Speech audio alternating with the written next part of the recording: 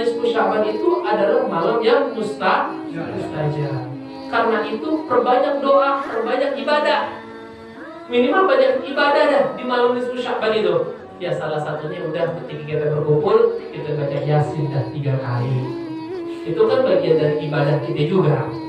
Ya, Bapak ngapain juga harus baca Yasin. Cuma karena kebiasaan kita baca Yasin 3 kali, ya udah kita ikutin aja dah. Sampai di rumah kita ngapain lagi? Kita zikir, kita wirid, kita qiyamul lail. Itu malam yang mustajab. Bahkan suatu keterangan sahih dikatakan pada saat malam nisfu Sya'ban itu adalah malam dilaporkannya amal ibadah kita. Amal ibadah kita selama 1 tahun itu dilaporkan pada saat malam nisfu Sya'ban. Dan alangkah bahagianya kita, alangkah gembiranya kita ketika kita dilaporkan amal ibadah kita dan kita dalam keadaan ibadah kepada Allah Subhanahu wa taala.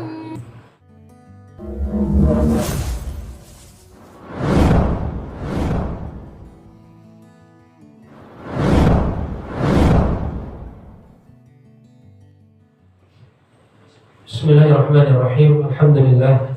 Alhamdulillahilladzi bi ni'matihi tatimmu shalihat wa bi fadlihi tatanazzalu al-khairat wa bi tawfiqihi tatahaqqaqu al-ghayat alladzi hadana li hadha wa ma kunna linahtadiya lawla an hadana Allah. Asyhadu an la ilaha illallah wahdahu la syarika lahu wa asyhadu anna sayyidina Muhammadan abduhu wa rasuluh. Allahumma salli wa sallim ala sayyidina wa habibina wa syafi'ina wa maulana Muhammadin wa ala alihi wa sahbihi ajma'in, amma ba'du. Faqad qala Allah ta'ala fi kitabihil karim wa huwa asdaqul qailin. A'udzu billahi minasy syaithanir rajim. Bismillahirrahmanirrahim. Yarfa'illahu alladhina amanu minkum wa alladhina utul ilma darajat. Wa qala an-nabiyyu sallallahu alaihi wasallam, man ittaqala liyata'allama 'ilman ghufira lahu qabla an yakhtuwa. Hadratul fadilatul muhtaramin, segenap bapak-bapak jamaah majelis ta'lim Rawdatul Ulum, insyaallah kita semua yang hadir pada majelis ini senantiasa mendapatkan taufik dan hidayah dari Allah Subhanahu wa taala. Bil khusus yang sama-sama kita hormati Ketua Majelis Ta'lim ataupun Ketua Yayasan Majelis Ta'lim Rawdatul Ulum, keluarga besar Bapak Haji Puji, Bu Ustadzah Titin, Ustadz Hasbi, semuanya yang mohon maaf tidak saya sebutkan satu persatu.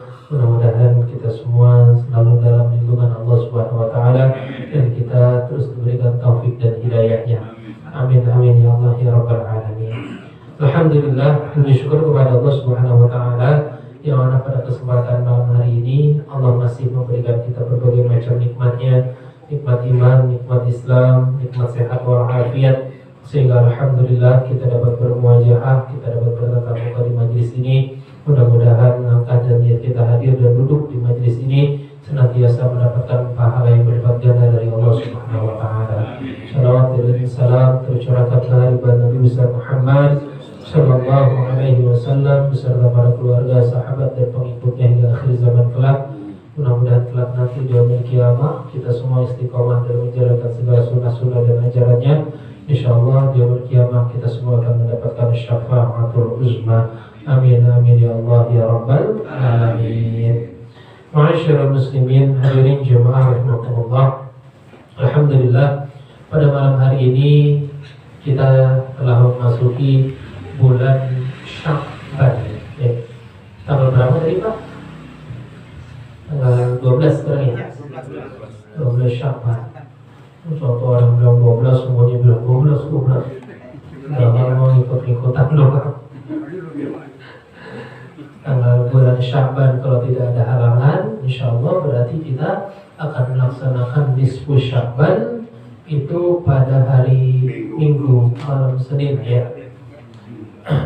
Alhamdulillah, Rasulullah SAW mengatakan dalam Islam ada 5 malam yang malam itu adalah malam yang mustajab.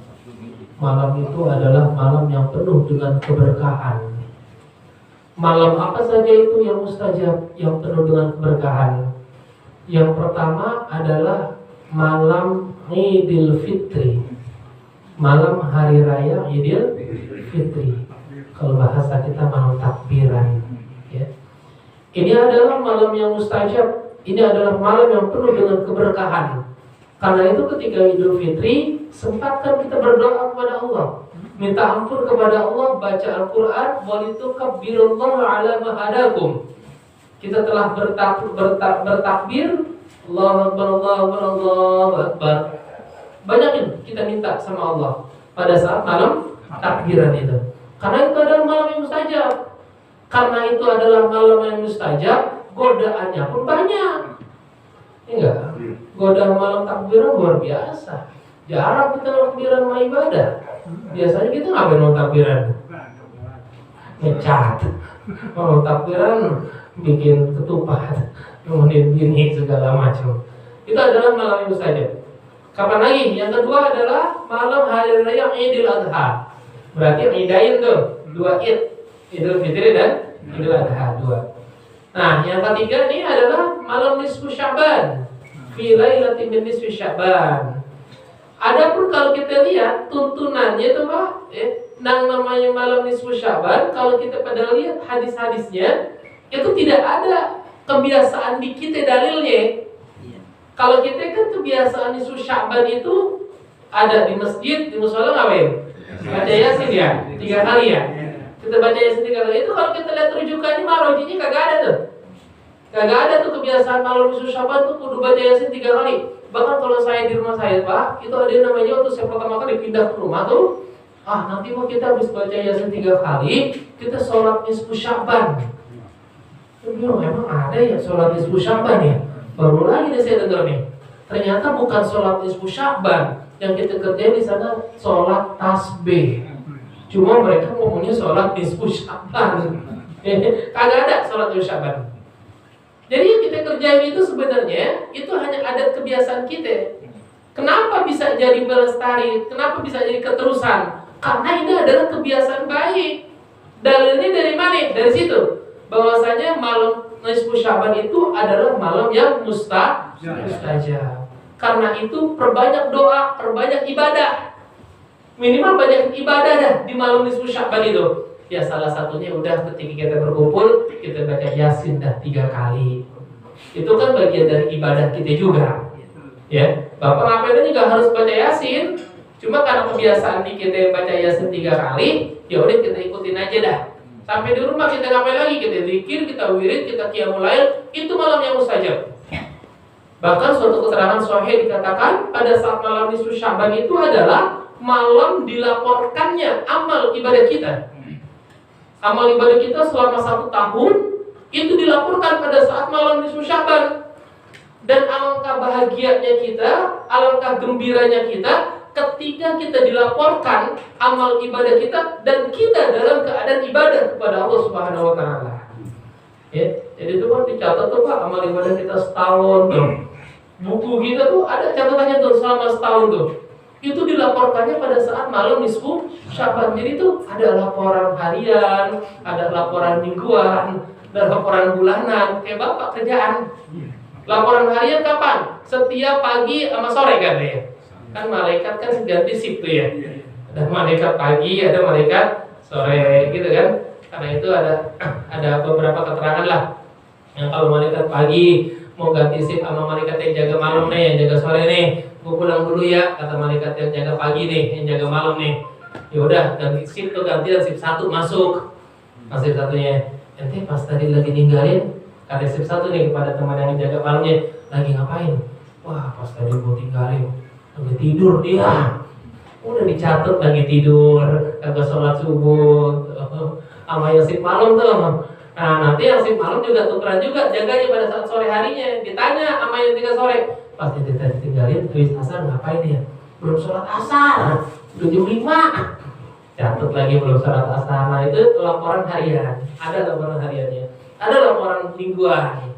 Hari Jumat, hari Senin tuh Pak.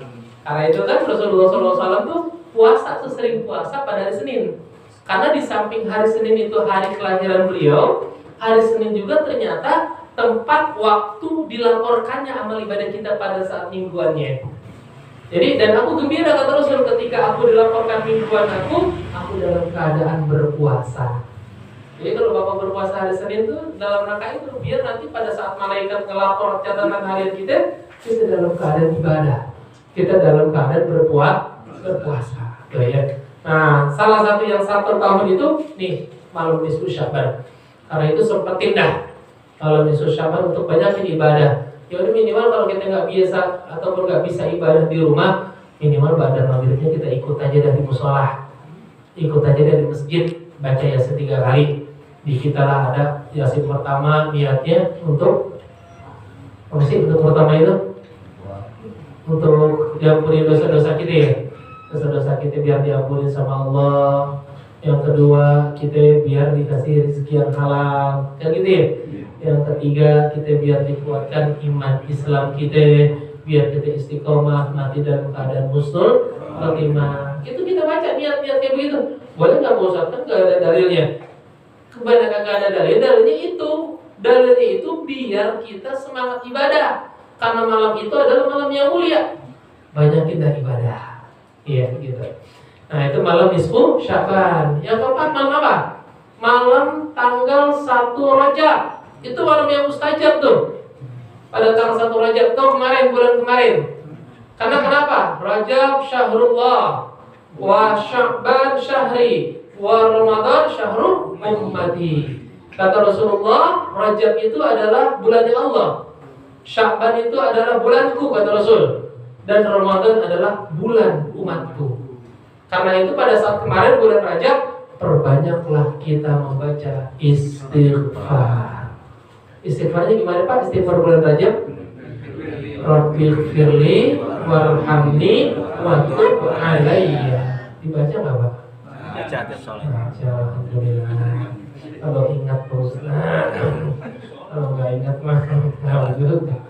Baca tuh 70 kali, 100 kali baca. Kalau kita mau baca 100 kali, 1 kali sholat 20. Rabbighfirli warhamni wa tub alayya, Rabbighfirli warhamni wa tub alayya, Rabbighfirli warhamni wa tub alayya. Terus kita baca. Enggak harus istighfar itu sih.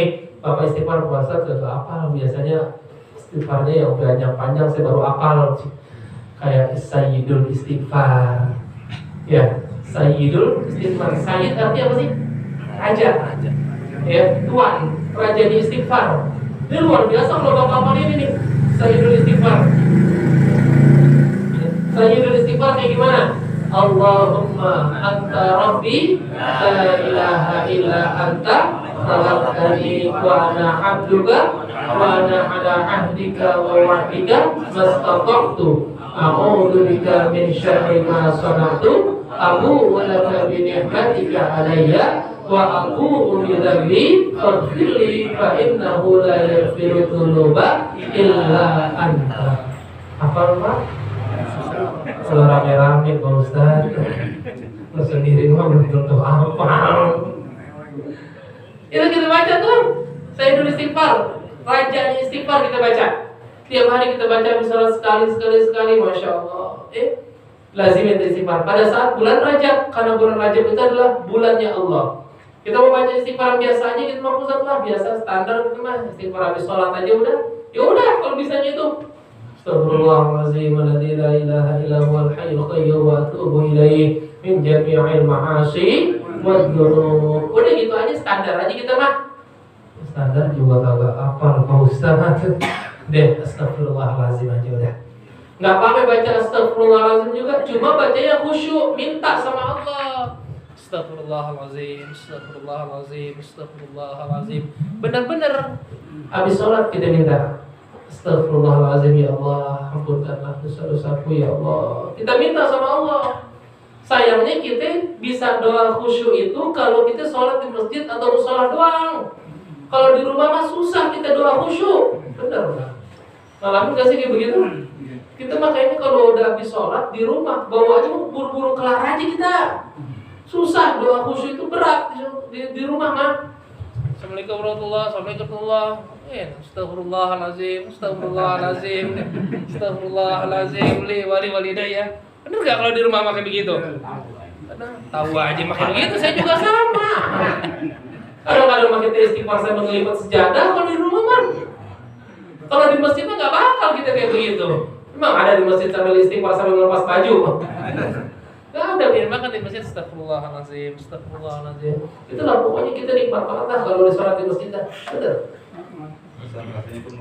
ke bawah tuh ibadah-ibadah yang lainnya. Kalau kita di masjid ke bawah, bener deh. Bapak datang azan nih, contoh misalnya sholat maghrib misalnya, datang azan, Allahu Akbar, la ilaha illallah. Bapak datang azan, apakah bapak kagak sholat qobliyah? Enggak kan? Sholat kan? Emang enak masjid orang-orang pada sholat bapak diem ya langsung duduk, ngeliatin aja komat dia. Kita pasti sholat qobliyah di masjid mah.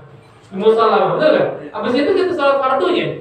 Habis sholat fardu dapat wirid nih kita. Wirid kampung kita, wirid di tempat kita enak. Imamnya bacanya kencang-kencang. Jadi kita secara tidak langsung dilatih sama imam. Coba kalau bapak ke perumahan, menurut Allah, imamnya madhab kita diem aja. Coba kalau bapak kagak bisa wirid, ngapain coba? Lihat-lihat sama imam. Yang melatih kita ngeliatin imam di warung bingung baca apaan. Di kita mah enak, dikencengin suaranya, betul nggak Pak? Astagfirullahaladzim, Allahumma jannah minan nar, Allahumma jannah minan nar, Allahumma antas salam, wa minkas salam, wa ilaika ya'udus salam.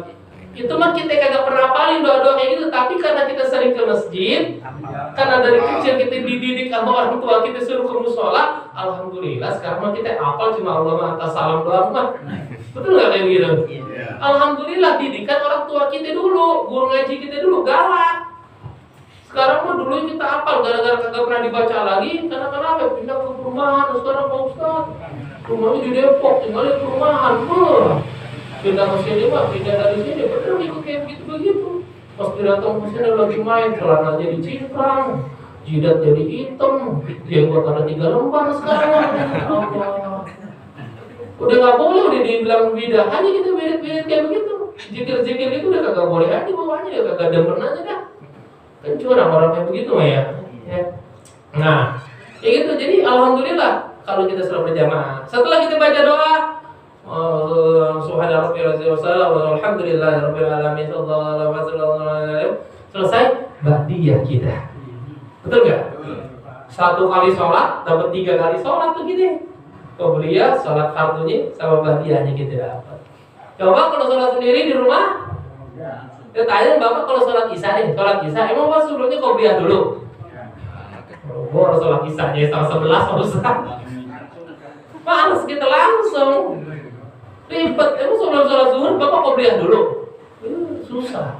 Padahal kata Rasulullah SAW, dalam sehari semalamnya Rasulullah hampir tidak pernah meninggalkan 12 rakaat sholat sunnah.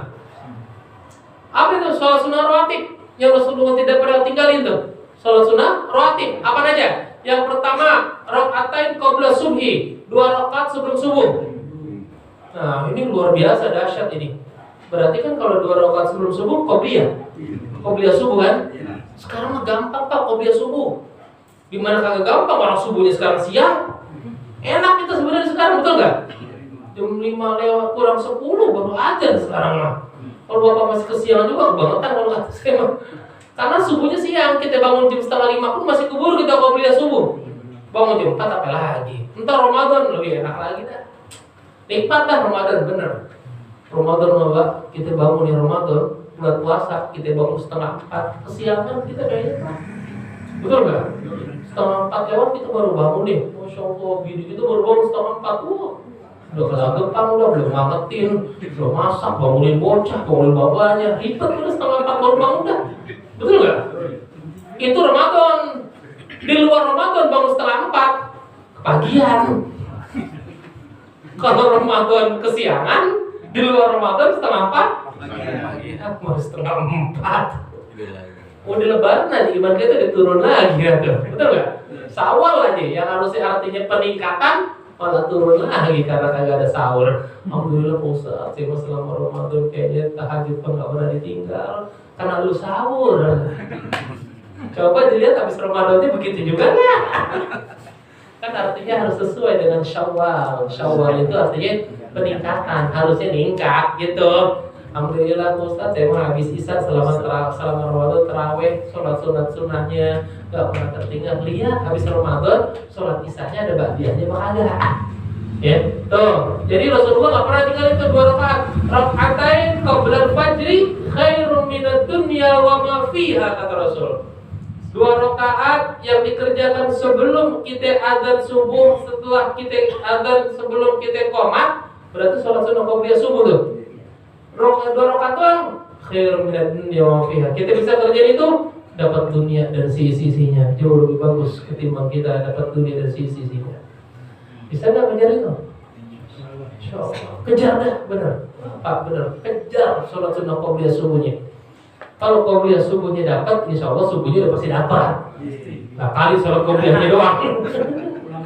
Sholat disingkat nggak? Kayak orang di rumah saya ada majelis biasa dibuat sholat Pak. Kalau bocah namanya ya, habis adzan aja langsung ajar, berebutan ajar. Giliran sholatnya pulang bocah. Nah, gitu ya. Jadi qobliyah subuh. Kalau nanti kita habis sholat subuh biasa kita ibadah lagi lanjut. Dengan ngaji, ya Allah yang namanya 3 surat tuh Pak, Ar-Rahman, Waqiah, Tabarok, ya sampai 3 dah tuh.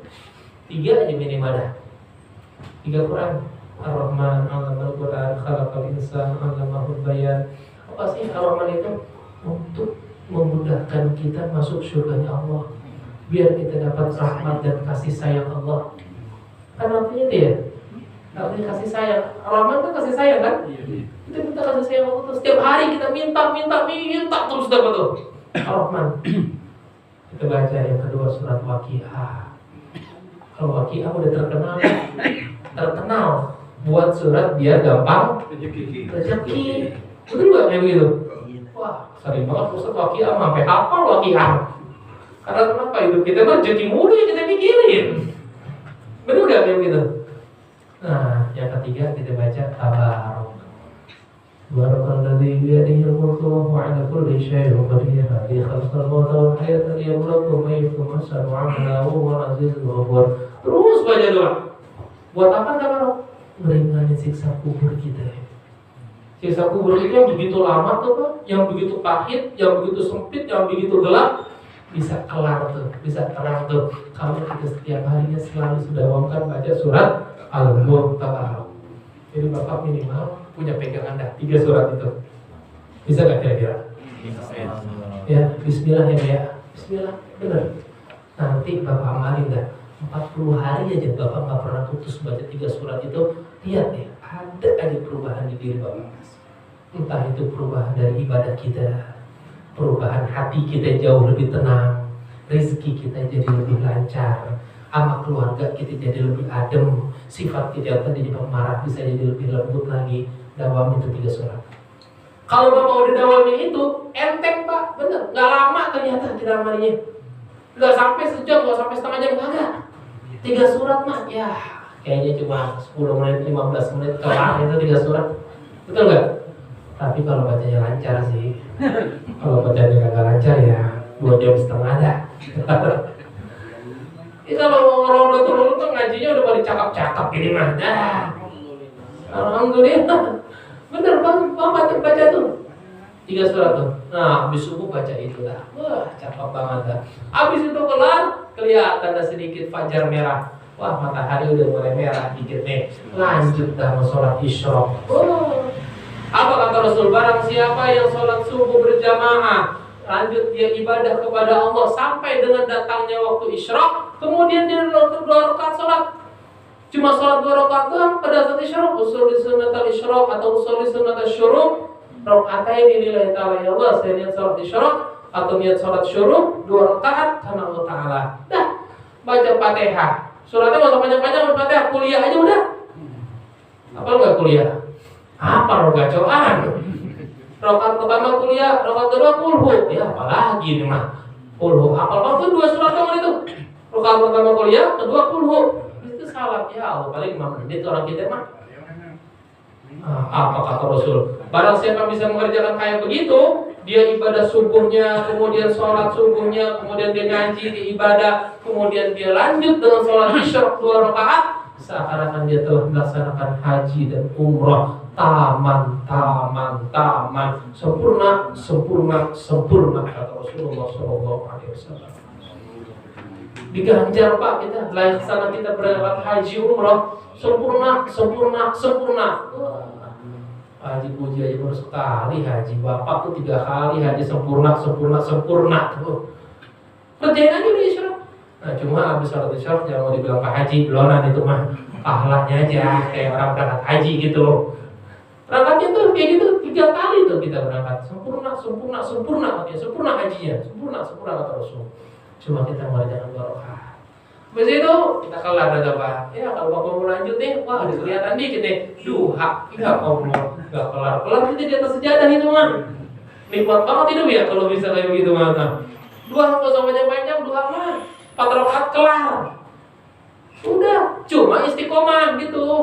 2 rakaat selesai. Saya mah kalau duha nggak pernah banyak-banyak. 4 rakaat paling banter, 6 rakaat paling banter. Tapi gimana caranya biar bisa istiqomah kan begitu? Kan kata Rasul khairul amal adwamuha wa in qalla. Sebaik-baiknya ibadah itu yang sedikit aja, tapi berkesinambungan, terus menerus istiqomah rutin gitu. Kalau giliran motor belum kebayar 12 rakaat. Kelar bayaran, kelar ketemu bayaran buat bocah, cicilan motor udah ketemu, alhamdulillah lupa lagi duhanya. Giliran proyek tanah jebotin objek tanah aja. Wah, duha waqiahnya gak kelar-kelar. Pacak terus. Giliran jempol proyek kelar lupa juga. Nah, ini jadi 2 rakaat tepat sebelum subuh. Yang Rasulullah enggak pernah tinggalin. Berapa lagi? Wa arba'a raka'atin qabla zuhri. 4 rakaat sebelum zuhur. 4 rakaat sebelum zuhur nih Pak. Ternyata itu sholat qobliyah zuhur itu bukan 2 rakaat, 4 rakaat. Tapi kerjanya tetap dua-dua. Tuh almarhum Pak Haji Baizillah tuh udah ngomongin tuh. Kalau saya ditanya kayak gini dia nyambung tuh. Karena dia suka kerjain tuh 4 rakaat sebelum zuhur tuh. Jadi 2 rakaat sebelum subuh, 4 rakaat sebelum zuhur. Berapa jadinya? 6 rakaat tuh Rasulullah kerjain. Wa raka'ataini ba'daha, 2 rakaat setelah zuhur. Berarti ba'da zuhur. Iya enggak? Pada zuhur berapa rakaat? 2 rakaat aja udah. Tuh, itu udah 8. Betul enggak? Kapan lagi? Wa raka'ataini ba'da maghrib, 2 rakaat setelah maghrib. Lalu setelah maghrib, ba'da maghrib tuh kerjain tuh 10 kan? Wa raka'ataini ba'da isya, dan 2 rakaat setelah isya, ba'da isya. Kelar dah 12 rakaat. Minimal Bapak kerjain dah 12 rakaat tuh. Di samping Bapak kerjain yang sholat fardunya. Sholat fardunya 17 rakaat ditambah sunnahnya 12 rakaat. Ustaz, saya mah biasa ngerjain sholat sunnah qobliyah maghrib. Boleh nggak? Boleh, bagus. Dawamin, lanjutin. Saya mah biasa ngerjain sholat sunnah qobliyah isya. Bagus, kerjain aja udah. Saya mah biasa ngerjain sholat sunnah qobliyah asar. Bagus. Yang kagak bagus Bapak ngerjain ba'diyah subuh, itu yang kagak bagus. Kalau kagak ada ba'diyah subuh. Saking rajin terus kenapa sholat qobliyah? Wah, ini lagi rajinnya gua sholat ini. Lagi seneng-seneng ibadah, salah kagak pakai ilmu. Cuma kayak Abu Nawas sholat jenazah pakai ruku sama sujud. Abu Nawas sholat jenazah pakai ruku sama sujud. Tegur, Nawas, kok kamu sholat jenazah pakai ruku sama sujud? Emang karena Abu Nawas pintar ngomongnya, iya ini karena si jenazah banyak dosanya, maka itu saya ruku sama sujud. Karena terlalu banyak dosanya. Padahal mereka nggak tahu aja. Ya, nah itu 12 rakaat. 12 rakaat itu minimal kita kerjain Pak, dawamin itu, ya. Nah, kemudian yang terakhir, kapan malam yang mustajab? Yaitu pada saat sekarang ini, malam Jumat. Malam Jumat Pak, malam mustajab nih. Malam yang penuh dengan keberkahan. Ayo minta pada saat malam Jumat ini, karena malam Jumat ini adalah malam yang penuh dengan keberkahan, malam yang penuh dengan mustajab, yang penuh dengan ijabah Allah. Doa-doa kita diterima oleh Allah, dosa-dosa kita insyaallah diampuni juga oleh Allah Subhanahu wa taala. Amin amin ya Allah ya rabbal alamin. Hadirin jamaah rahimakumullah, terkait dengan Ramadan, Rasulullah Shallallahu alaihi wasallam katakan, dalam Islam kita dikenal dengan puasa wajib, puasa sunnah, puasa makruh, dan puasa haram. Ya, kalau kita lihat dalam fikihnya, hukum puasa ada wajib, sunnah, makruh, haram. Ya. Apa itu puasa yang wajib?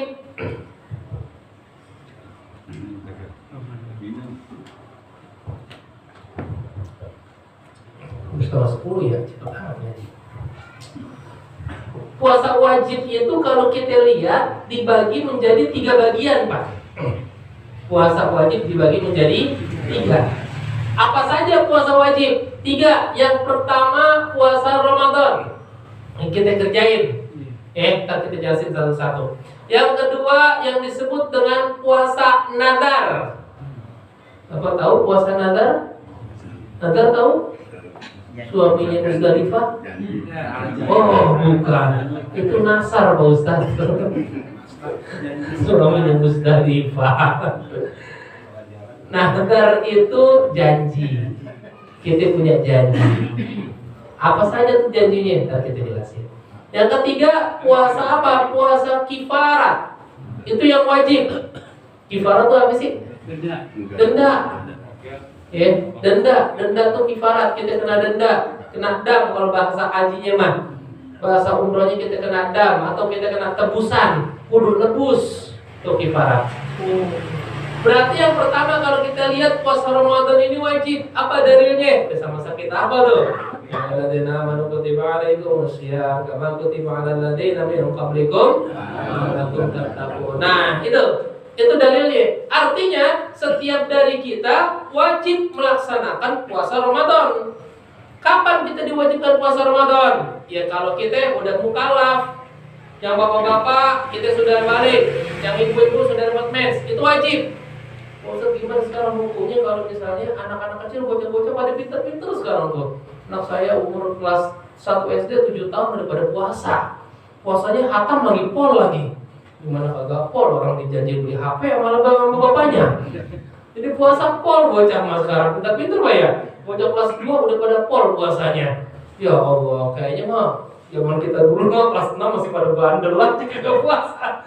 Bocah sekarang mah karena mungkin pengajian udah mulai banyak, guru-gurunya udah mulai banyak. Kayaknya alhamdulillah kelas 2, kelas 3 udah pada mulai puasa sekarang Pak ya. Bocah-bocah sekarang mah. Anak saya seneng Pak kalau dia disuruh puasa. Para makannya susah. Jadi demen dia, yes puasa. Gak makan-makan dia, demen dia. Ya, jadi puasa wajib itu kita udah diwajibkan. Ya, dari orang-orang sebelum kita udah ada puasanya. Sekarang jadi masalah adalah kalau kita ngelihat dari hukum fikihnya, gimana caranya kalau kita punya puasa lantas kita batal? Gimana cara gantinya? Kalau buat kita orang-orang yang masih sehat walafiat, tidak ada udzur apa-apaan, kita wajib mengganti puasa kita fa'iddatum min ayamin ukhar. Kita wajib mengganti pada hari yang lain. Dengan apa kita gantinya? Dengan puasa juga. Dengan puasa juga. Tidak bisa orang-orang sehat model kayak kita begini diganti pakai fidyah. Fidyah tahu Pak? Beras. Berapa hitungan fidyah? 1 mud. Pernah dengar mud ya Pak ya? Berapa 1 mud tuh? Hampir kurang lebih ya 1 literan deh sekarang ya. 0,75 lah kilo ya. Kalau di liter ya kurang lebih 1 liter dah itu. 1 liter kurang sih, cuma kalau kita pukulin ya udah 1 liter aja dah, mut dah. 1 mut tuh kita nggak punya tuh Pak. Nggak bisa alasan kita mau ganti puasa kita pakai fidyah kalau kita sehat walafiat. Ya. Sekarang bagaimana hukumnya? Misalnya kita punya puasa yang belum kita bayar. Ternyata udah datang duluan puasa lagi.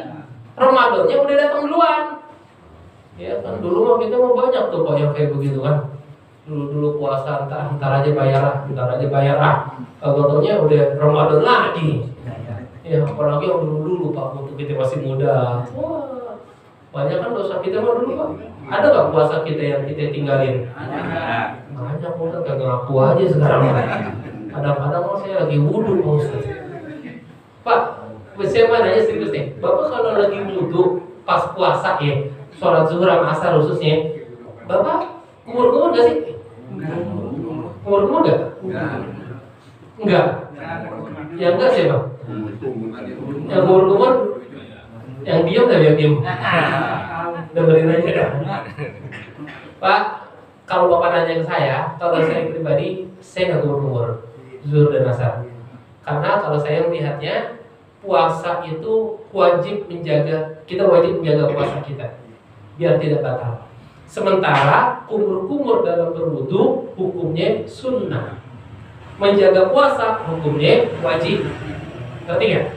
Jadi kalau saya rentan, jadi pas kita begini cukuplah kita hidung, muka, jadi kita nggak pakai kumur-kumur kalau saya pribadi. Walaupun memang kalau kita lihat madzhab Imam Syafi'i mengatakan boleh puasa kumur-kumur boleh, ya, tapi jangan berlebihan, ya, nggak boleh, ya. Kalau kita berlebihan gimana? Makruh hukumnya. Ya, kumur-kumur terlalu lama makruh hukumnya. Kagak batal. Yang batal gimana? Ada kumur-kumur yang batal. Kumur-kumur yang 3 kali keluarnya 2 kali, ini yang batal. Kan gue jadi pertanyaan, satunya mana itu? Pantesan habis suruh segar lo mah. Gimana kagak segar lah. Kagak taunya dia emang kayak begitu. Dikorupsi satu kagak taunya. Kemarin ada pertanyaan. Sang komonya sambil ngakak. Nah itu dia, itu kan yang berlebihan itu makruh tuh. Umurnya nih gitu, begini. Ustaz kagak ada yang ketelan loh Pak Ustaz. Gak ada yang ketelan tapi karena adem aja Pak, enak aja gitu. Makruh tuh yang kayak begitu. Gak boleh. Termasuk Pak kalau misalnya nih ada kan di tempat saya ada pabrik tuh Pak, banyak pabrik lah gitu ya. Jamaah pada bilang, Pak Ustaz nih gak pernah kerja di pabrik. Di pabrik tuh Pak Ustaz kalau udah kerja panas banget tuh dalam ruangan. Mau pabrik itu panas. Jadi tuh mereka pada pakai ini Pak, anduk dibasahin, diiketin, kompres kepalanya. Biar katanya ya minimal dia gak terlalu panas banget daripada saya buka puasa katanya. Nah kalau kayak begitu hukumnya gimana Pak Ustaz? Kalau memang kita niatnya buat menjaga puasa kita, ketimbang kita jadi mudarat buat kita jadi lemas, kita jadi pingsan misalnya atau gimana gitu ya. Nah nggak apa-apa ya, asal buat segerin aja udah. Tapi jangan berlebihan. Nggak boleh kita berlebihan, lama-lama gitu ya. Ya, apalagi yang kagak boleh gimana? Kan ada anduk kan kita basahin. Nah tetesannya itu kena ke mulut. Nah itu kagak boleh. Apalagi tetesannya pakai batu es sedikit. Nah, udah gitu pakai marjan lagi gitu. Nggak boleh. Nah itu jadi kita cukup aja kalau memang kita wah kerjaan saya berat nih Pak Ustadz nih, panas ini nih. Nah kalaupun harus pakai lap basah gitu ya bikin kepala kita, ya itu nggak apa-apa lah ketimbang kita harus batalin puasa kita gitu ya. Ada juga pertanyaan nih Pak, cuma nih nggak usah dibilang ke siapa-siapa, itu jadi patokan ntar. Pak Ustadz pernah lihat nggak ada orang-orang yang kerjanya itu di pinggir jalan, itu kerjanya tuh bikin aspal di tengah jalan tol, jembatan. Ini kan mohon maaf ya, kerjanya luar biasa tuh Pak, berat gitu kerjanya berat, dan rata-rata orang-orang kayak begitu gajinya tuh harian. Artinya kalau dia kagak kerja, ya dia kagak dapat gaji, gitu nggak kayak gitu? Nah, orang kayak begitu gimana Pak Ustadz? Sementara kalau dia kagak dapat kerja, dia kagak dapat gajian, dia punya anak, punya istri yang harus dinafkahin, yang harus makan, yang harus sekolah, dan dia gak punya tabungan sama sekali. Gimana orang kayak begini kalau mau kerja? Boleh nggak orang kayak gini kagak puasa? Boleh nggak? Boleh, itu wajib loh. Boleh. Yang bilang boleh siapa? Boleh. Wajib loh. Yang bilang nggak boleh siapa? Yang diam. Pak, kalau kita lihat memang puasa itu wajib. Siapapun dia, ketika dia mukallaf, ketika dia sudah akil balik, wajib. Tapi Islam itu tidak pernah memberatkan kita. Islam itu agama yang fleksibel, rahmatan lil alamin. Tapi kita tidak boleh meremehkan Islam. Hukum itu adalah ringan, mempermudah kita. Tapi kita jangan mempermudah hukum. Ya, artinya, Pak, buat orang-orang kayak begitu, kalau kita ngeliat pandangan mazhab Imam Syafi'i, orang yang kalau puasanya ternyata dia harus kerjanya berat. Sementara kalau dia tetap memaksakan puasa, jadi mudarat buat dia. Dia bisa jadi pingsan, dia bisa jadi malah parah, ataupun keluarganya malah terlantar karena dia jadi kagak bisa kerja. Dia lemas saja, aduh gak dapat gaji. Anaknya maaf harus butuh makan, nggak punya simpenan. Misalnya kayak begitu. Orang kaya begini dibolehkan tidak berpuasa. Tapi ada tapinya. Tapi orang kayak begini nih, yang dia sama sekali kagak mau puasa karena hal yang mudorot itu tadi. Bangunan dulu. Tapinya gimana? Tapi dia tidak boleh niat dari awal tidak berpuasa. Dia wajib malamnya tetap niat, paginya tetap niat puasa. Sekuatnya dia kagak kuat jam 12 baru buka. Dia kagak kuat jam 2 baru buka. Sekagak kuatnya dia semaksimal mungkin dia kagak kuat jam 3 baru buka. Jangan dari pagi lo dia kena uduk. Ini yang jadi masalah. Sementara orang-orang kita, Pak, mohon maaf ya, orang-orang kayak gitu kan banyak yang kagak puasa, Pak. Cuma kagak puasanya udah dilihatin dari awal. Saya mau kerjanya berat, Pak Ustaz. Pagi-pagi udah kena nasi sama uduk, kopi, rokok, belum kerja itu. Kita kagak boleh. Sementara ancaman dari Rasul, orang yang berpuasa lantas dia membatalkannya hanya karena tidak bisa menahan makan dan haus, sengaja, bukan mudorot, maka dia tidak dapat membayarnya walaupun dengan puasa ratusan tahun. Alhamdulillah. Sengaja dia. Emang sengaja, haus banget. Kenapa haus banget? Kagak sahur tadi. Padahal masih bisa ditahan. Enggak mudorot buat dia. Ya paling haus-haus biasa, mah kita biasa kayak gitu.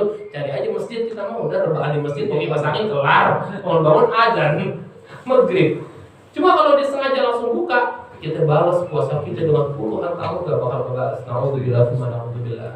Tapi buat orang-orang kayak begitu, yang tadi saya bilang itu orang-orang yang kerja berat, orang-orang yang kalau dipaksain puasa malah jadi mudorot buat dia. Kalau dipaksain puasa malah jadi berdosa buat dia, karena dia telah mentelantarkan istri dan anaknya. Pak, Bapak kok nggak bawa duit? Kita belum makan, Pak. Nggak ada duit sama sekali misalnya. Jadi kelaparan anak istrinya. Dosa malah. Nggak bisa. Oh, baik kalau kayak gitu saya harus nggak boleh puasa. Tapi nggak boleh nih dari awal dia kagak puasa. Ini mau mentang-mentang lakinya kagak puasa, sama bininya sudah saya lontong. Sarapan dulu biar kuat nanti kerjanya. Bulan puasa bro, nggak boleh. Kita udah niat kayak begitu, dosa kita. Dan yang kayak begitu, ketika dia membatalkan puasanya, tetap wajib qadha. Bayar puasanya. Jangan dikira mau udah dapet ringan nih dosa ya kita enak aja loh. Bawa nama gua ntar depan Allah. Nggak bisa. Itu pun hanya karena benar-benar darurat. Kalau Bapak masih bisa ditahan, nggak boleh buka puasa sembarangan. Kan kita lebih tahu dengan keadaan kita. Oh, nggak kuat nih, panas nih. Emang kerja apa? Enggak, dari Tanah Abang. Ya. Anterin bini belanja, buka. Mentang-mentang bini lagi mens, nemuin bini itu kan panas banget, mudorot daripada gua lanjutin pingsan. Tapi kan nggak ada kaitan sama orang lain. Lo ke Tanah Abang kan kaitan sama perut anak.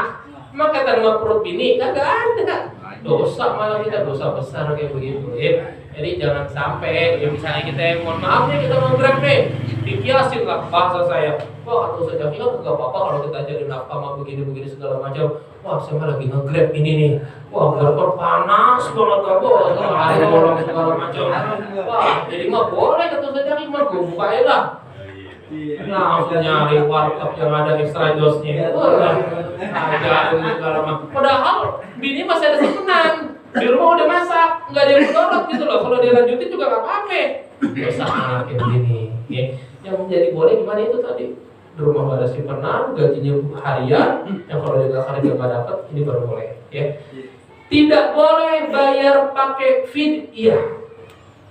Yang boleh bayar puasa pakai fidyah cuma 2 golongan. Siapa mereka yang boleh bayar pakai fidyah? Pertama, orang-orang jompo, orang-orang udzur, orang-orang yang udah sepuh. Mereka yang udah sepuh boleh tuh bayar puasa pakai fidyah. Ya, yang udah gak kenal hari, yang udah di atas tempat tidur misalnya, karena ketuaannya dia, kejompoannya dia, udah gak mungkin dia berpuasa, percuma. Orang habis lebaran aja dia juga kagak bisa puasa. Betul gak? Orang-orang kayak begini boleh bayar pakai fidyah. Ya. Yang kedua, siapa lagi? Orang yang punya penyakit kronis, orang yang punya penyakit parah, ini boleh berpuasa tapi nggak pakai, bayarnya nggak pakai puasa lagi, cukup bayar pakai fidyah. Mama saya, mertua saya sakit kanker, jadi mertua saya itu pakai kantong kolostomi di sini Pak. Ada kantong kolostominya, kan kankernya khusus ya, kanker khusus itu ada kantong kolostomi. dan dia tuh nggak bisa kalau dalam 2-3 jam nggak makan. Jadi per 2 jam sekali, 3 jam sekali harus makan. Dan makannya harus makan yang berat gitu, yang karbohidrat gitu ya, roti. Karena ketika dia makan langsung keluar tuh, karena kan nggak punya anus ya, langsung keluar ke kantong, jadi sering lapar gitu. Nah sampai kapanpun kan kalau kayak begitu ya tetap lapar terus. Jadi nggak mungkin dia berpuasa. Kalau berpuasa malah mudorot dia, malah bahaya banget buat kesehatannya dia. Nggak boleh dalam Islam. Islam itu kan rahmatan lil alamin. Maka orang kaya begini cukup bayar puasa pakai fidyah. Ngerti? Ya. Artinya tidak ada bayar puasa yang Bapak tinggalin bisa pakai fidyah, nggak bisa. Bapak kemarin dirawat nih, misalnya kemarin puasa kemarin dirawat di rumah sakit Agung misalnya, nggak puasa, sakitnya sakit pano misalnya.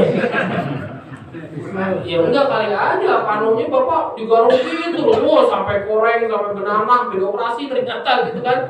Nah, pelendes segala macam.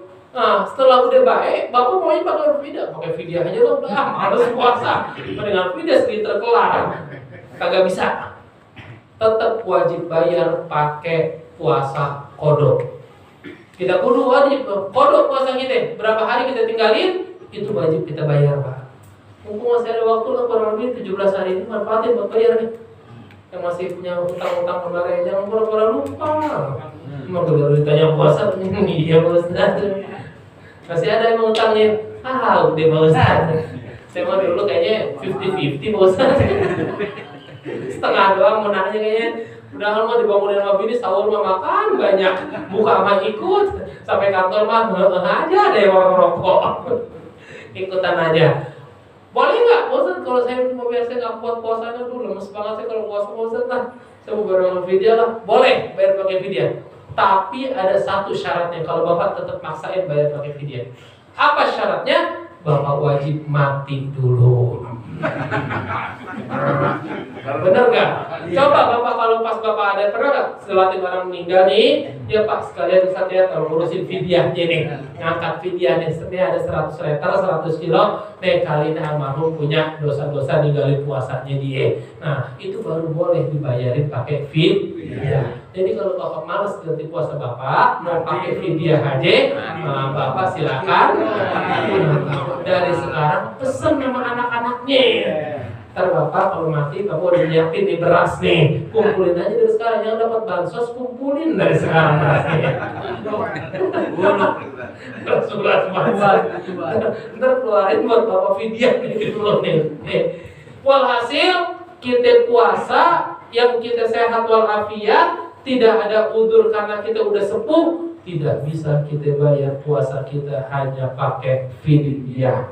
Dengan apa kita bayarnya? Kita wajib bayar dengan kodok, dengan puasa juga sama.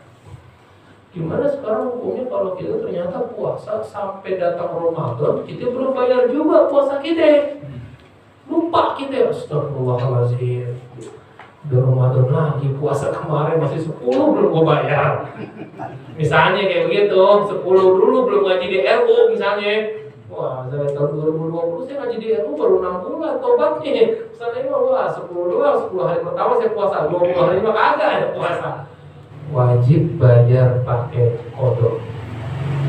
Sekarang Bapak inget nih, malam ini inget nih, wajib bayar besok pakai kodok. Yang puasa kemarin misalnya nih, Bapak kala 5 misalnya, kala 5 nih, wajib bayar pakai kodok. Lantas gimana inget nih kalau sudah terlanjur masuk bulan puasa, masuk Ramadan, maka setelah lebaran Bapak tetap wajib bayar puasa yang kemarin Bapak tinggalin. Berapa tinggalinya? Bapak tergantung berapa tinggalinya. 5 kali, berarti 5 kali puasa Bapak wajib. Plus, ada plusnya tambahan, Bapak wajib bayar fidyah.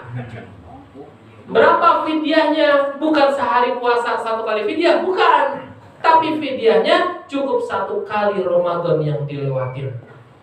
Kan Bapak nih besok nih Ramadan nih, udah kelewatan Ramadan kan 1 kali, berarti Bapak 5 kali puasa sesuai dengan puasa yang Bapak tinggalin, plus Bapak wajib bayar 1 kali fidyah. Nyambung gak Kak?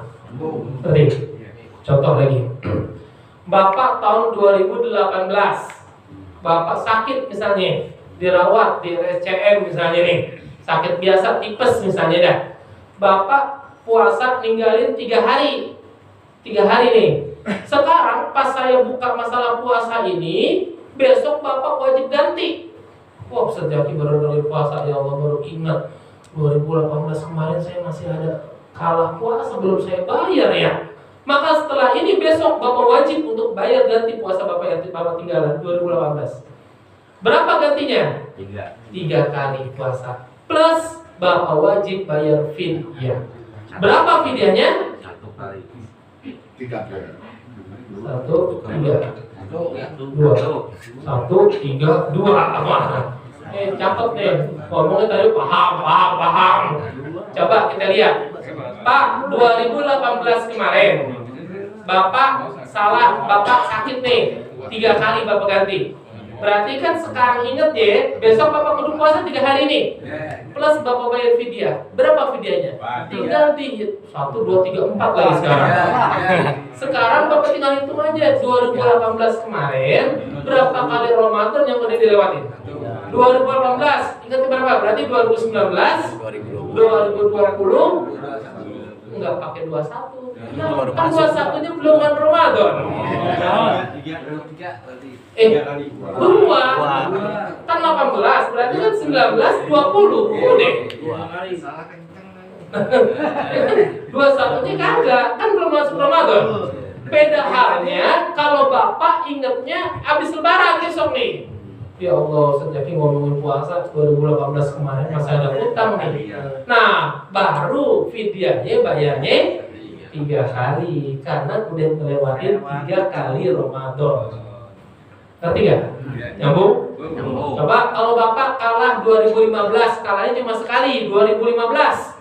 Besok Bapak mau bayar nih, kan Bapak sekali puasa nih. Fidyahnya berapa kali? 5. Hitung aja. 15, 16, 17, 18, 19, 20. 21-nya gak usah dihitung, orang 21 belum lebaran, belum puasa. Bener gak? Nyambung sini? Jadi masalahnya sekarang saya dari dulu kagak puasa, Pak Ustaz. Kayaknya dari tahun 90-an saya kagak puasa nih. Tahun berapa aja saya lupa. Saya Pak Ustaz, saya tobatnya itu baru sekarang. Tobat tuh baru 5 tahun terakhir. Pas rumah dekat musola, rumah dekat majelis taklim, pas diajakin ngaji suruh tobat. Dulu mah ya Allah, 5 tahun kesana, 10 tahun kesana, boro-boro ingat puasa, Pak Ustaz. Kadang-kadang puasa yang ingat saya mah kagak ingat sama puasa. Ada apa yang kayak gitu ya, Pak ya? Ada nggak yang kayak begitu? Itu saya, Pak Ustaz. Ingatnya gimana? Udah, Bismillah aja deh. Kita ingat-ingat aja semampu kita, sambil yang pertama yang harus kita akuin adalah kita sudah lalai akan kewajiban kita. Itu dulu dah, akuin. Kita udah salah, akuin itu. Kita udah salah nih, akuin deh. Karena kalau kita main hitung-hitungan, kayak ini udah gak kehitung dosa kita. Udah kebanyakan, bingung kita gantinya juga. Betul gak kayak begitu? Kalau Bapak suruh, Pak, berapa puasa yang udah dilewatin? Ya udah Pak Ustaz, dari tahun 80 udah kagak berpuasa. Pas kerja emang saya pernah puasa waktu dagang. Nah, misalnya kayak begitu-begitu dah. Nah, Bapak ingetin aja udah. Pertama, istighfar, minta ampun, taubat sama Allah. Kita akuin dosa itu udah banyak banget. Itu yang pertama. Yang kedua, yang Bapak harus lakukan apa? Pak, niatin dari sekarang. Niatin mulai detik ini. Bismillah, saya akan ganti puasa saya. Semampu kita, sebisa kita, karena ini harus tetap diganti. Jangan nungguin mati dulu, nggak apa-apa. Lu puasa bisa dividyahin ini nitipin aja sama anak ntar. Kalau bisa dividyahin enak sama anak kayak begitu, keenakan orang Bulog, gampang banget nanti bahan fidyahnya. Orang nyetok berasnya banyak tuh dia. Nggak bisa kayak begitu, Pak. Niatin dari sekarang. Bismillah. Sehari saya ganti. Karena kenapa? Ini wajib sih, Pak. Harus kewajiban kita. Puasa dikira sering mis tuh. Boleh terserah, mau Senin Kamis kek, mau sekaligus kek, terserah. Yang penting ada niat buat bayar. Setelah ada niat, laksanain minimal berapa bayar sehari, 2 hari, 3 hari. Silakan. Jalanin itu. Tapi jangan jadi beban juga. Wah, gara-gara ngaji malam Jumat atau Ustaz Jaki gue jadi tahu kayak begini. Coba kalau gua kagak hadir pengajian kagak tahu mah kagak jadi beban ini mah. Kan jadi kepikiran kalau kayak begini mah. Jadi nyesel datang ke pengajian. Jangan. Jadi dosa udah ketahuan banyak banget ini mah. Pak, yang harus kita ketahuin, kita bisa masuk surganya Allah bukan karena puasa kita. Benar. Kita bisa masuk surganya Allah, bisa selamat dari azab kuburnya Allah bukan karena sholat kita, bukan. Bukan karena sedekah kita, bukan. Bukan karena qiyamul lail bacaan Quran kita, bukan. Kita semata-mata bisa masuk surganya Allah, selamat dari nerakanya Allah hanya karena rahmat dan ridho dari Allah Subhanahu wa ta'ala. Karena itu yang kita cari adalah ridho Allah. Yang kita cari adalah rahmat Allah. Ridho Allah itu bisa jadi ada di sedekah kita. Ridho Allah itu bisa jadi ada di qiyamul lail kita. Ridho Allah itu bisa jadi ada di sumbangan kita buat anak yatim. Ridho Allah itu bisa jadi ada di pada saat kita sholat berjamaah. Wa katamar ridho fil ibadah. Allah menyimpan ridhonya dari setiap ibadah kita. Jadi yang kita cari setiap hari itu ridho Allah. Udah, karena itu yang sering kita baca, Ilahi anta maqsudi wa ridhoka matlubi. Ya Allah, anta maksudi, engkau adalah tujuanku ya Allah. Wa ridhoka matlubi, dan ridhomu lah, rahmatmu lah yang aku harapkan. Itu dia. Jadi kita minta cuma rahmat dari Allah, kita minta cuma ridho dari Allah. Kalau menghitung-hitungan apa, banyak-banyakan mana, banyakan dosa apa pahala kita, udah kagak bisa jawab dah. Betul nggak? Coba Bapak akuin sekarang, kita akil balik nih, mulai balik 15 tahun. Sekarang umur kita 50 tahun misalnya, selama 35 tahun berarti kan Bapak punya kewajiban buat sholat segala macam kan? Selama 35 tahun itu, coba jawab sejujur-jujurnya, lebih banyak pahala kita atau dosa kita? Udah gak dijawab, seharusnya gak usah jawab, udah ketahuan. Betul gak kayak begitu? Maka itu ya Allah, kalau kita masih ngarapin surga, malu kita. Kalau kita ngarapin surga nih gara-gara ibadah kita, gara-gara sholat kita, percuma, sayang kita. Sholat kita juga masih banyak kurangnya. Ini kan bapak-bapak ngaji menang lama doang, pinter mah belum tentu. Yakin saya kalau saya tes baca Fatihahnya, dulu tat, betul gak kayak begitu? Padahal Fatihah itu rukun sholat. Kalau saya tes wudunya, bubar nih ngaji. Besok Pak, satu persatu saya tes pada Fatihahnya, coba sini. Satu persatu maju sini depan. Bubar ini. Karena itu kenapa? Karena itu yang kita harapin itu bukan karena sholat kita bisa masuk surga. Jauh kita harapan dari itu dah. Dengan sedekah kita harapin kita bisa terhindar dari neraka. Jauh itu mah. Kenapa sih bilang jauh? Sedekah kita juga masih ada unsur riya, Pak. Terkadang pengen disebut, terkadang pengen dibilang, betul nggak kayak gitu? Duha kita juga belum tentu diterima, bacaan Quran kita juga masih banyak hilafnya, salahnya, kayaknya jauh lah kita. Maka itu udah kita coba ngarepin apa? Ridho Allah aja yang kita harapin, rahmat dari Allah aja yang kita harapin. Nah maksud saya cerita kayak begini, jelasin kayak begini, jangan sampai Bapak jadi patah arang. Ini makanya ibadah gua bakal diterima. Udah terlalu banyak dosa-dosa gua. Puasa udah kebanyakan, puasa besok juga belum diterima, orang utang aja banyak, udah mau puasa lagi. Salah. Karena saya jelasin dulu kan, ketika saya menerangkan masalah kodok sholat, kan sholat sama hukumnya kayak puasa nih, harus dibayar juga kan. Kalau sholat, kalau puasa, saya jelasin di mama Bekasi waktu itu. Ada satu mama duduknya di atas dia, yang lain duduk di bawah, duduk di atas. Mama aja Pak, saya jelasin masalah kodok sholat itu. Sholat itu wajib diganti, puasa itu pun sama wajib diganti. Yang lainnya pada nganga, dia nangis, pakai tisu begini aja. Nah, selesai ngejelasin, dia datang ke saya. Ustaz, emang benar ya kalau sholat itu wajib diganti ya? Emang puasa wajib dibayar juga ya? Ya Allah Pak Ustaz, kalau memang harus diganti, kayaknya saya kagak keburu Pak Ustaz. Berarti nggak apa-apa maksudnya? Berarti dia keburu mati. Iya, keburu lewat. Saya udah tua, sementara ninggalin sholat udah kebanyakan. Ninggalin puasa udah kebanyakan, kayaknya nggak keburu saya Pak Ustaz nih kalau sholat wajib diganti mah pasrah saya udah. Salah kalau kayak gini. Yang benar gimana ya? Nah, ada jemaah saya lagi, orang Depok. Saya buka pengajian ibu-ibu dari Depok nih. Saya jelasin masalah kode sholat, saya jelasin masalah kode puasa. Bener tuh Pak, paham tuh Pak itu. Besoknya ada anaknya jamaah lapor saya. Ustaz Yaki, habis Ustaz nerangin masalah kode sholat, yang saya perhatiin nih, Mama habis sholat duha kunci pintunya, Pak. Kunci pintu di kamar. Ngapain? Sholat kodok terus. Itu yang bener kayak begitu. Ada usaha gitu buat ngeganti. Tapi katanya, wah pokoknya Mama habis sholat duha jam 9, jangan ada gangguin Mama. Dikunci, Mama mau sholat tapi johor. Boleh gak kayak gitu? Iya berarti dia udah mulai sadar gitu loh. Minimal kan tadi saya bilang, pertama kita harus akuin, kita udah salah. Kita udah dosa, itu yang pertama. Yang kedua yang harus kita akuin, pertama kita udah dosa, yang kedua harus ada niat dari kita. Niat aja udah minimal dah. Niat bismillah semampu kita. Semampu kita gantinya. Terserah mau pakai Senin Kamis tadi Bang Abang bilang silakan. Mau berturut-turut Senin sampai Jumat silakan. Yang penting ada niat dah dari kita dah. Kalaupun tidak ada niat, maaf kita keburu dipanggil oleh Allah, itu udah takdir dari Allah. Itulah ada yang disebut dengan fidyah. Salah kalau Bapak cuma ngandelin fidyah doang. Nggak bisa. Tetap ngandelin kita dengan usaha kode sholat. Karena kita bukan termasuk yang dua golongan kan. Kita belum sepuh, kita juga belum kronis sakit yang parah. Ya Pak ya? Wallahu a'lam bishawab. Ini baru satu puasa Ramadan. Ada puasa kifarat dan puasa nadar. Apa itu puasa kifarat? Apa itu puasa nadar?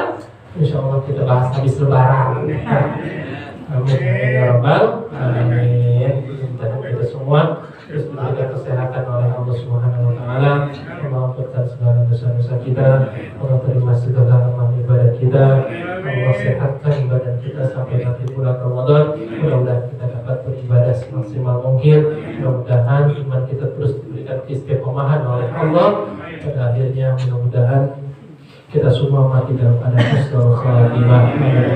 Iyyaka na'budu wa iyyaka nasta'in ihdinas siratal mustaqim صراط الذين أنعمت عليهم غير المغضوب عليهم ولا الضالين آمين يا رب العالمين اللهم صل وسلم على سيدنا محمد وعلى آل سيدنا محمد وبارك وسلم ورضي الله تبارك وتعالى سادتنا أصحاب رسول الله أجمعين حمد الشاكرين حمد الناعمين حمد يوفي نعمه ويكافي منزله اللهم صل وسلم على سيدنا محمد وعلى آل سيدنا محمد اللهم أخرجنا من ظلمات الوهم وأكرمنا بنور الفهم وافتح علينا بمعرفة العلم وسهل لنا أبواب فضلك ربنا تقبل منا إنك أنت السميع العليم وتب علينا إنك أنت التواب الرحيم ربنا آتنا في الدنيا حسنة وفي الآخرة حسنة وقنا عذاب النار صلى الله على خير خلق محمد النبي الأمي وعلى آله وصحبه وبارك وسلم بفضل سبحان ربك رب العزة عما يصفون وسلام على المرسلين الحمد لله رب العالمين سبحانك اللهم وبحمدك أشهد أن لا إله إلا أنت أستغفرك وأتوب إليك. والسلام عليكم ورحمة الله